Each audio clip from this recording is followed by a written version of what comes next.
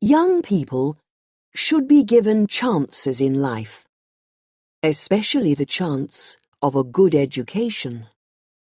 Sometimes that means going to study in another country, far from home and family.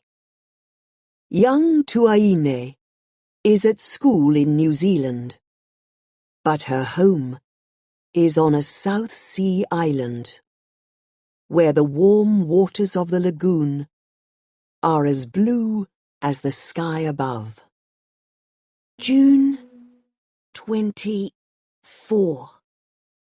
I am going to use this big notebook for my diary and write down everything I feel and do. I brought the book with me when I left home. I used it for English at my school back home, and when I left, there was still plenty of pages not written on, so it will be good for a diary. At home, I read a story called The Diary of Anne Frank. It was a very sad story, but I read it lots of times. Anne said it made her feel better to write things down. It helped her with all those troubles she had. So maybe my diary will help me feel better too. Tomorrow, it will be 2 months since I left home to come here. 61 days. Just 2 numbers when I write it like that. 61 days. But it is the slowest and longest time I can remember. How can 61 days go so slowly? I still think of home all the time, and I can remember every little thing about the island, except how warm it was. I can't remember that, because here it is so cold all the time. But when I lie here and close my eyes, I can see my friends and my family and all my favourite places. Mama and Papa, and Mele, and Metua, and Rima, and the big black rock where we swam in the lagoon, and the path that goes to the top of our mountain, and the cool wind at the top. And if sometimes I can't remember everything, there are the photos by my bed, and all my seashells. When I was a baby, I was given to my grandparents, because I was the youngest in our family, and that is our custom. My real parents live on another island. Our village is called Vaipaka, and our house is a little bit back from the road that goes through the village, by the hill. When the last big storm, called Sharon, came, the waves from the lagoon came right over the road, but not as far as our garden, which was lucky. The wind blew all the flowers out of our garden, but at least the roof stayed on our house, not like at Mele's place. A great piece of metal blew off their roof right over the house and cut their goat's head off. It was terrible for the poor animal. There were some bad things that happened in our village, like Sharon, and some accidents on the motorbikes. But mostly there were good things, and I remember the good things, not the bad things. School was good too. I liked it at the college, and I nearly always came top of my class. But I'm sorry about that now. It was coming top that probably sent me away. We had exams in the first term, and I came first or second in every exam. Mr. Ashton, the teacher, came to our house and said to Mama and Papa that our school on the island wasn't good enough for me, that I should go to school in New Zealand. Mama and Papa talked about it to Uncle George. I was worried because I didn't want to go away, but they talked about it again with Mr. Ashton. And all my family put in some money for the plane and sent me here to Auntie Vaine's. Auntie Vaine is my mother's cousin, and she has been living in Auckland for over 20 years. There's 4 of us here in her house. Auntie, Ta, he's 17, Marlene, and me. Marlene and I sleep in the same bedroom. She's 6. The week after I arrived, Auntie bought me a uniform, and I started at the girls' college. I've got to stop my diary now. The video has finished, and Marlene wants to go to bed. June 25. At first, Auntie was friendly. She asked me all about home and all the relations she hadn't seen for so long, and she told me the things she used to do when she was a girl on the island.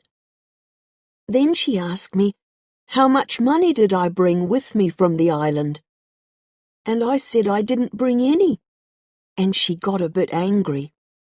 I told her Mama and Papa didn't have any money to give me, and they told me that Auntie had a good job and earned plenty of money. Auntie said she worked in the chicken factory, but she didn't get much money, and most of it went on paying the rent for the house. Then I asked her where was my uncle.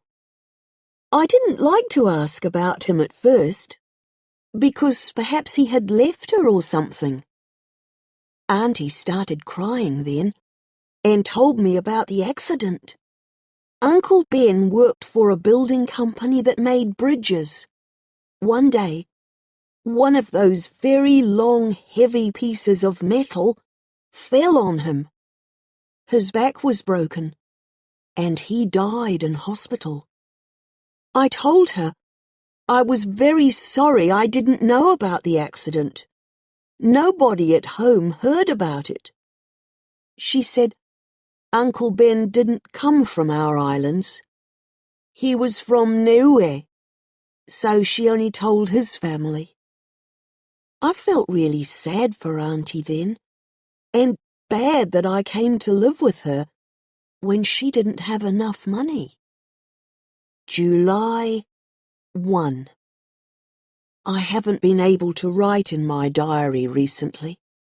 I have had too much schoolwork to do. School is very hard here, but the teachers are nice. My class teacher, Mrs. Price, is best. She's great. She introduced me to lots of girls. But they aren't from my island. They're Samoans, and their language is very strange to me. The school is so big, too. Over 1,000 girls, and so many rooms. It is scary in a school where there are so many strangers. Everyone seems cleverer than me. Their English is so good. I try hard to keep up, but I get much lower marks than I did at home. I don't have enough time to do my work. That's the trouble. Auntie is working evenings at the chicken factory, and I have to get the dinner every night. The only place I can study is in the bedroom, and the noise from the video is so bad. Every night of shooting and wars and shouting. I hate that Sylvester Stallone. I think it's bad for Ta to watch just that kind of video. Marlene too. Yesterday, I went and asked Ta, please could he turn the video down? because I was trying to study in my room, and he got angry and shouted bad words at me. He thinks he's so special. What a laugh. He's just a stupid boy who can't get a job. He won't turn down the video. I'm going to bed now. July 5. It's Sunday, but we didn't go to church. Auntie used to go to church, but she never goes now. When I asked why, she said she didn't believe in God anymore. I thought that was terrible, and I asked her why.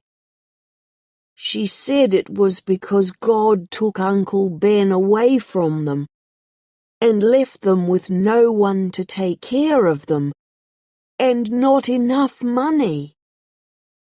I don't know if that's right, but I can understand the way Auntie feels. I'm not sure about God.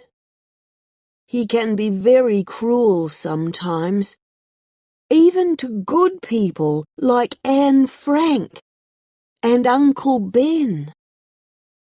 In the afternoon, we took the bus to visit Uncle Ben's grave. There is a smiling photo on the grey stone in shiny black letters. Benjamin Feligi, aged 48 years, much loved husband and father. We all cried at the grave, even Ta, when Auntie put the flowers on it. In the photo on his grave, Uncle Ben looks like he was a nice man. July 10. I didn't go to school today. I wanted to, but it's a long way and I have to get the bus, and the bus ticket costs a lot of money. Auntie said she didn't have any money left. She was getting angry with me, so I thought I will walk to school tomorrow instead of getting the bus. Today, I tried to do my schoolwork by myself at home, but I didn't do very well. July 11. I am very tired tonight. This morning I got up at 6 o'clock and made some sandwiches for my lunch, and I left before any of the others were up. It was still dark and very scary because there was nobody in the streets. I walked right down Dominion Road, and slowly the sky got lighter. My school bag was hurting my shoulder, and I was trying to remember the way the bus went from the time when I had a ticket. In the end, I got to the school, but it took a long time, and I was late, and the teacher at the gate took my name, and I had a detention. That was the first time I ever had one. My class teacher, Mrs. Price, asked me why I was late. I didn't like to tell her my auntie didn't have any money for the bus, so I said I slept in. Mrs. Price asked me how I was getting on here, and she seemed a bit worried. At lunchtime, she brought a fifth form girl called Moana, who was from my country, to see me. Moana and I talked in our language. She doesn't come from my island, but I knew some cousins of hers. I enjoyed talking to Moana, but it made me sad, because I began thinking about home and all the people I knew. When I told Moana about walking to school, she took me to the school library and showed me a street map. We saw that there was a much shorter way for me to come to school. I don't have to follow the bus route. Moana asked me if I would like to come to her place one day. But I saw on the map that she lives at Te Atatu, too far away from my place. I walked home that quicker way that I found on the map, but because of my detention, I didn't get home until 6 o'clock. I am very tired tonight. I can't write any more. July 12. Auntie gave me $2 this morning. I had to decide if I will spend it on the bus fare or some lunch.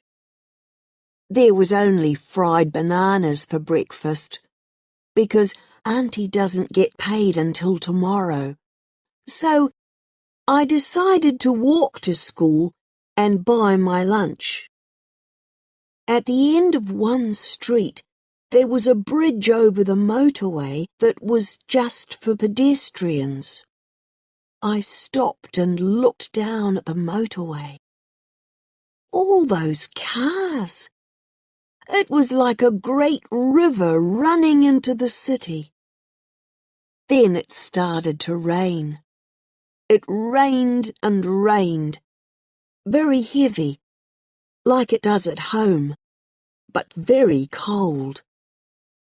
I don't have a coat or jacket, so I got wet through, on my hair, down my neck, on my legs, in my shoes. I kept on walking towards school and getting wetter and wetter and colder and colder. Then I saw a clock on a building that said 5 minutes to 9. That was too late for school, so I turned round and walked home again. And I was so cold, I had to get into bed to keep warm. I didn't get up until Marlene came home from school. July 13. Auntie is working daytime at the factory now, so she told Marlene and me to stay home from school and do the shopping. We walked to the supermarket, and after we had done the shopping, there was some money left over. We were very hungry, so I got us some Kentucky Fried Chicken for lunch. It was so good. Marlene and I took the chicken to the park and ate it there. When people went past us, they stared. I knew they were thinking, why aren't those girls at school? Maybe they would tell the police. So I said to Marlene, come on, we ought to get home now. I felt bad about using Auntie's money for Kentucky Fried Chicken, and I told Marlene not to say we had it. I won't do that again. I went to bed in the afternoon. I didn't feel very well. My head aches, and I think I'm getting a cold. July 18. I didn't write in my diary for a few days because I stayed in bed with a really bad cold. I felt miserable. I've missed a lot of school now, and I don't know how I will catch up. Exams are next month, and I'm very worried about them. Always at home, I did well in exams, but I can't here. I lie on my bed and stare at my photos and the trochus shell that Papa gave me. When I put the shell to my ear, I can hear the lagoon whispering to me. The trochus shells are very special to us. Once every year, the people from the villages can get the trochus from the lagoon, but only a few for each family, so there will always be more for next year.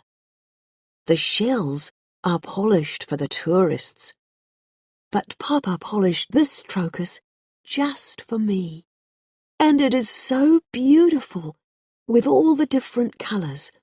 It is like holding a rainbow in my hand. Even the darkness here doesn't stop the trochus from shining. July 19. I had a very bad day today. When I woke up, I decided I must go to school and catch up my work so I will do well in exams and get a good report to send home to Mama and Papa. So I said to Auntie, I'm going back to school. I'm walking, but please could I have some money for my lunch? Then Auntie got very mad, and she shouted at me, I've got no money left for you. I haven't even got enough money for my own children. Why did you have to come here anyway? I told her I didn't really want to come, and I'm sorry for all this trouble I am giving her. I said, I don't like it here, and I want to go home. Auntie got even angrier and said she didn't even have enough money for the bus, so how is she going to pay for a plane ticket? She said she didn't ask me to come here. She only said yes because she couldn't say no to her family. She said, if I want to go home, my family should send the money to pay.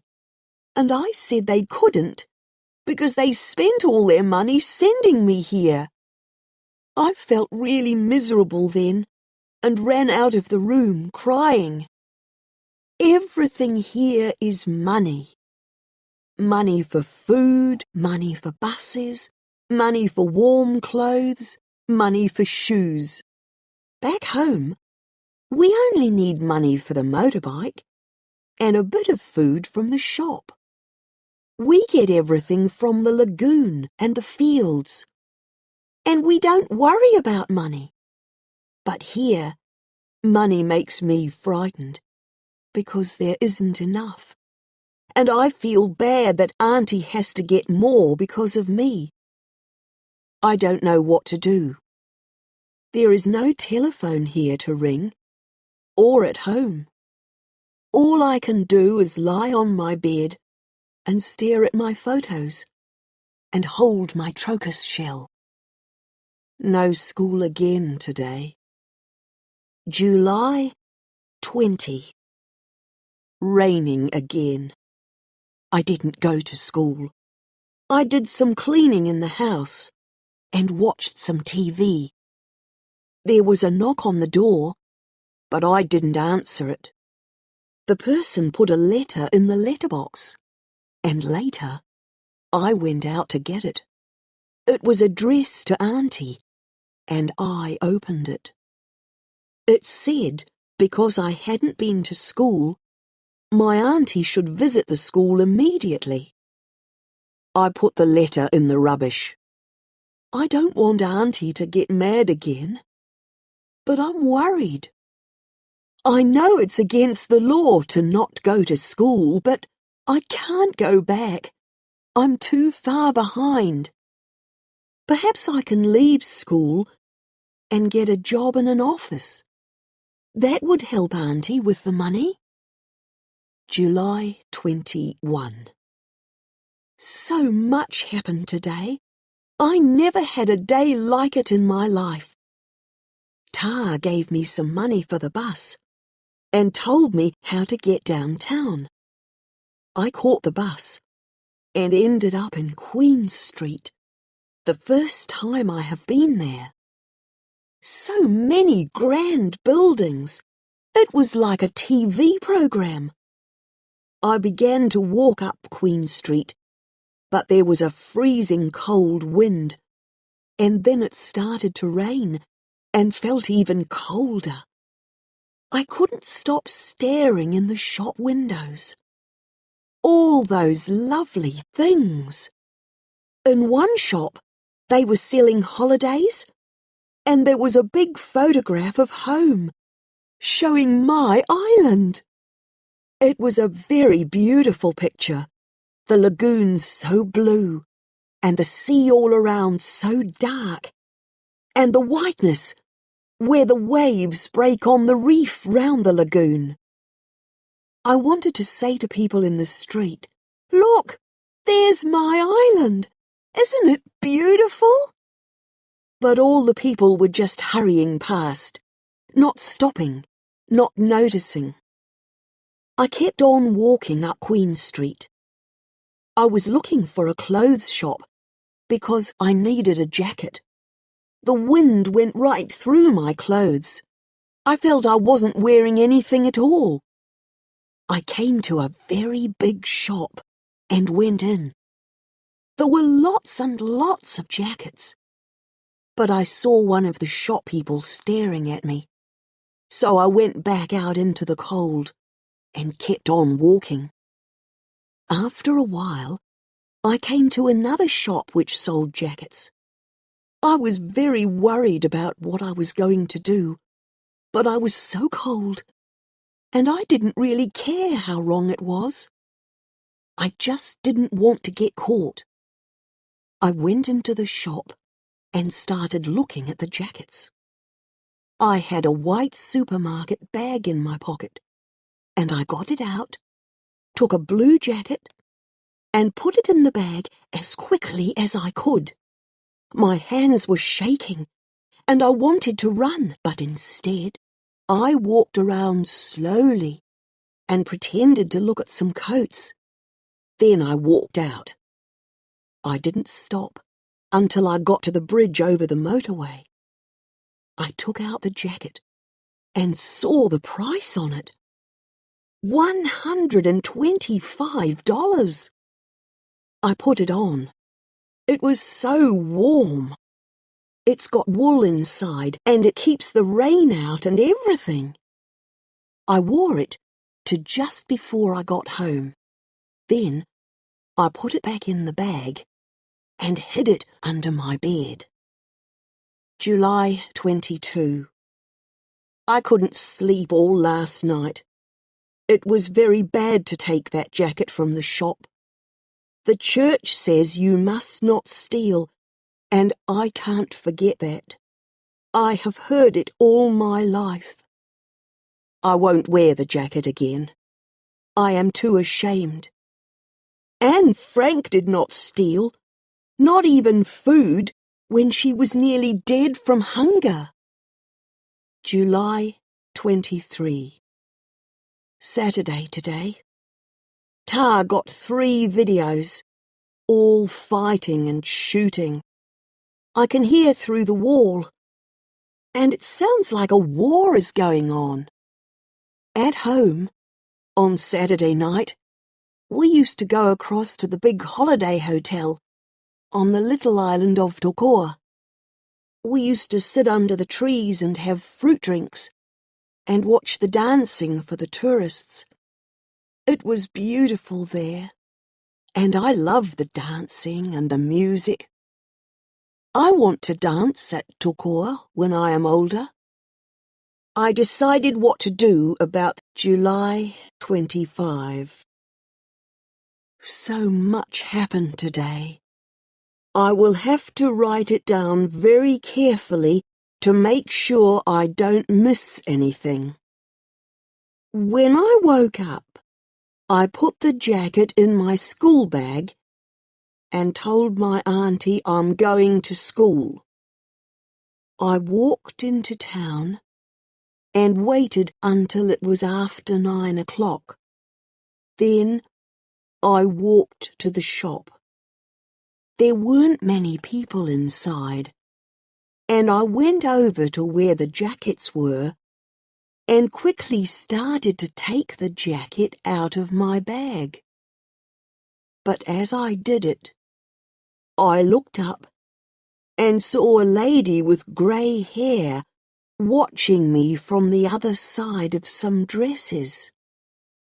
She saw what I was doing and came over. "What are you doing? Did you take this?" she said. Her voice was very cross. I couldn't explain to her that I was bringing it back because I had taken it before. I thought she wouldn't believe me. She said, "Come with me." And she took my arm, and we went over to the back of the shop. I started to cry. We went into an office, and there was a man in there sitting at a desk. He was a young man in a suit. The lady told him she had found me taking the jacket. And the man said, "Is this right?" And I just nodded. I couldn't stop crying, so I couldn't explain. I will have to go to court, I thought, and my family will be so ashamed of me. The man told me to sit down, and he rang someone on his telephone. "It's a shoplifter," he said. Then the man asked me my name and my address and my school, and I told him those things. After a bit, a police lady came in, and the shop lady went out. The police lady was young and pretty, with dark hair. She sat down and asked me questions in a kind voice, and it was easier to talk to her than those other ones. I told her all about the jacket and what I did. She said to the man, "I think she's telling the truth, and I think we should talk to someone from the school first." The man looked cross, but he said, "All right, I have to agree. This is unusual." "Very unusual," the police lady said. "I never heard of a shoplifter who took back what she stole." She smiled at me and asked, "Who would you like us to talk to from school?" When Mrs. Price came in, she looked just as usual, not worried or anything. But I started crying again because I was so ashamed. And she sat down next to me and said, "Don't worry, Tuaine. Everything will be all right." Then she and the police lady talked, and they seemed really friendly to each other. I don't think the shop manager liked that, and he still looked angry. Mrs. Price asked me why I hadn't been to school. She has got grey hair, but her face is young, and she talks in a very kind way. I told her about the money, and Auntie, and my uncle, and how he was killed, and about the exams, and how I was worried about them, and how I got cold when I went out. and how I took the jacket. I said I was very ashamed for what I did. When my story was finished, Mrs. Price looked at the police lady, and then they both looked at the manager. The police lady said, "The jacket has been returned, Mr. Jackson, and I really don't think this girl is a thief." The manager didn't look at her, but he nodded his head. I said to him, "I'm very sorry I took your jacket. I will never do it again." He stood up and nodded again, and Mrs. Price said, "I'll take you home now, Tuaine." Mrs. Price and I sat in her car outside my house. She talked slowly, and I felt she was thinking deeply about everything she was saying. She said, "We can give you extra lessons at school to help you catch up. And I'll find out if your auntie can get some money from the government. I'm sure she can. That will help with the clothes problem." Then Mrs. Price stopped, and she looked at me for a long time without speaking. She has very clear grey eyes, very kind and understanding, and her eyes seemed to see a long way into me. "Or," she said in a slow voice, "would you just like us to arrange for you to go home?"